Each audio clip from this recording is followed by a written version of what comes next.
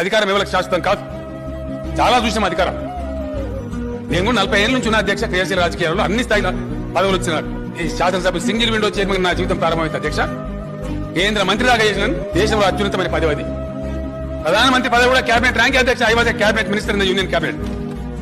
ఈ ప్రాంతానికి అన్యాయం జరుగుతుంది అనుకున్నాడు. ఉన్న పదవులన్నీ ఇసిరి కొట్టి బాజప్తా పోయి ప్రజలలో ఉద్యమం పెట్టి పోరాటం చేసి దేశ రాజకీయ వ్యవస్థను ఒప్పించి కన్విన్స్ చేసి 14 సంవత్సరాల సుదీర్ఘ పోరాటం తర్వాత ఈ రాష్ట్రం సాధించబడ్డది అధ్యక్ష. ఈ చరిత్ర